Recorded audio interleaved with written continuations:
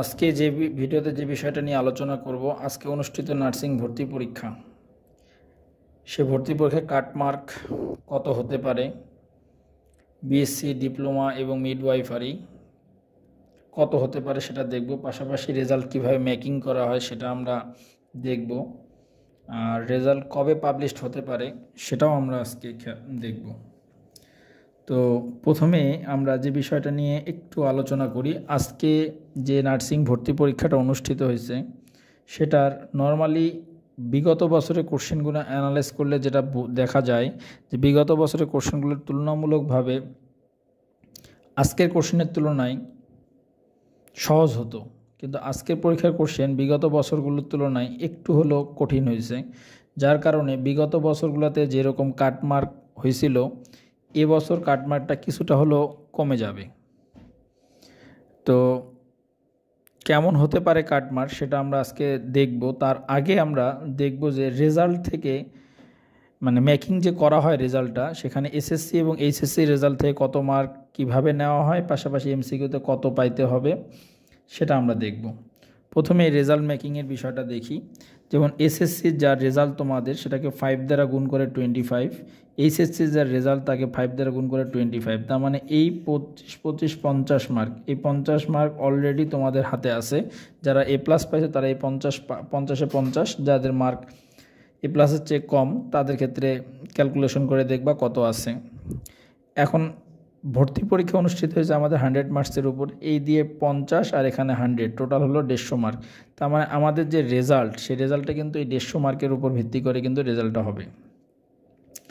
তো এই 150 মার্কের মধ্যে 100 মার্ক যেহেতু আমার এমসিকিউ পরীক্ষা, আমি কিছুক্ষণ আগেও তোমাদের বললাম যে এই এমসিকিউ পরীক্ষার কোশ্চেন বিগত বছরের তুলনায় এই বছর একটু হলেও টাফ হয়েছে, যার কারণে আমাদের গত বছর বা বিগত বছরগুলোতে যে মার্কটা উঠতো তার চেয়ে কিছুটা হলেও বেশি, মানে কম মার্ক এবার পেলেও নার্সিংয়ে চান্স পাওয়া যাবে।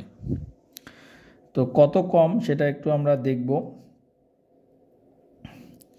তো বিএসসিতে যে কোশ্চেনটা হয়েছে সেই কোশ্চেনটা আমি অ্যানালাইজ করে যেটা দেখলাম, সেখান থেকে আমার কাছে মনে হচ্ছে যে 150-র মধ্যে যদি কোনো স্টুডেন্ট 119 বা 20, আমি 19 বা 20 এরকম যদি মার্ক ক্যারি করতে পারে তাহলে সে বিএসসি ইন নার্সিংয়ে ইনশাল্লাহ চান্স পাবে।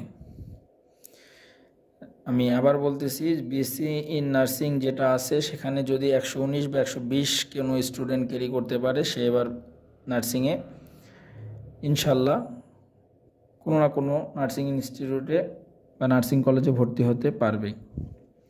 এবার আসো ডিপ্লোমাতে। ডিপ্লোমাতে 150-র মধ্যে আমার কাছে মনে হয়েছে কোশ্চেন দেখে যে কেউ যদি 109 প্লাস মার্ক পায়, 109 প্লাস মার্ক, সে এবার ডিপ্লোমাতে টিকবে 109 প্লাস। আর মিডওয়াইফারির কোশ্চেন এগুলোর চেয়ে একটু হলেও টাফ হয়েছে, যার কারণে আমরা বলতে পারি যে 106 প্লাস মার্ক যদি কেউ পায়, মানে এখানে কিন্তু আমি আগেই বলছি যে এই যে মার্কটা ক্যালকুলেশন করা হচ্ছে সেই ক্যালকুলেশন কিন্তু রেজাল্ট সহ, এসএসসি এইচএসসির রেজাল্ট সহ 106 প্লাস মার্ক যদি কেউ পায়, 106 মানে 107, 8 এরকম যদি পায় তাহলে সে মিডওয়াইফারিতে টিকে যাবে। তার মানে এখানে যে মার্কটা আমি দিছি সে মার্কটা কিন্তু তোমার এসএসসি এইচএসসির রেজাল্ট এবং তোমার এমসিকিউ পরীক্ষার উপর ভিত্তি করে এই কাট মার্কটা কিন্তু বলা হচ্ছে। তার মানে বিএসসিতে 119, 120 যদি পায় তাহলে সে বিএসসিতে একটা সিট পাবে আশা করা যায়। ঠিক ডিপ্লোমাতে যদি 109 প্লাস মার্ক যদি পায় তাহলে সে একটা সিট পাবে। আর মিডওয়াইফারিতে যদি বলি আমরা 106 প্লাস মার্ক, মানে সে একটা সিট পাবে।